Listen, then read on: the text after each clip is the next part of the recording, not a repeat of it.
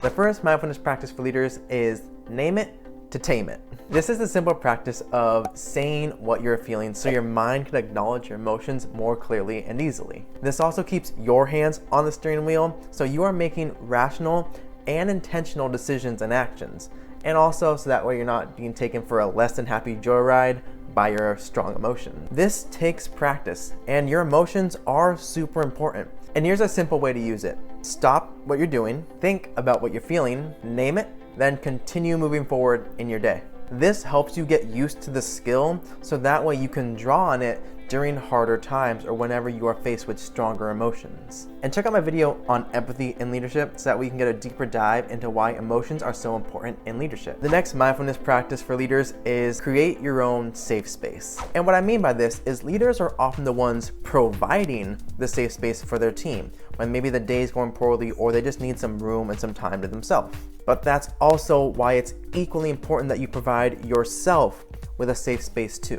And what I mean by this is simply an area where you can let out that deep breath you've been holding in all day. You can relax for a second. You can send a text to a family, a friend, a loved one, do a self check-in or more. To all the leaders out there, you are human too. And you need a safe space or a space of your own just as much as your team does. The third mindfulness practice for leaders is minimizing judgment. Now, as I said in my leaders asking questions video, you won't know everything. And one of the biggest things to accept is as a human, you can't do everything either. Mindfulness is rooted in acknowledging a thought or a feeling without dwelling on it or judging yourself for having it. The simple practice here is literally telling yourself it's okay. It's okay to be unsure. It's okay to feel anxious. It's okay to even feel like sometimes you still have that imposter syndrome. Tell yourself it's okay to let yourself be human. And minimizing judgment is because beating yourself up and judging yourself super harshly only further limits you.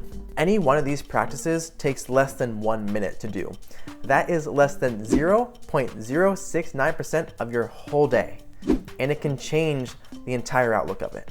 So comment below 1 minute if you made it this far in the video and that if you're gonna practice one of these tips. And here's a bonus tip for you. It is to physically relax and to just take the next step to get back on routine. These two go hand in hand. It's the idea of be aware where you're holding tension. Do you need to untense your shoulders? Do you need to unclench your jaw? Do you need to stop bouncing your leg or unclench your hands? Doing these things intentionally to release the tension will help put you in a better headspace. And from there, it's looking back to what routines you have in place and then taking just that next step to get you back on track sooner. If normally you check your email after lunch, but something went wrong at lunch, after you take that minute, then check your email. Something small just to help you get set in the right direction again. And this will help as your day or mind gets derailed, as it definitely will from time to time. I hope you found these tips helpful and that you will take that 0.069% of your day to put these tips into practice. Subscribe to this channel if you haven't already. It helps me out so much.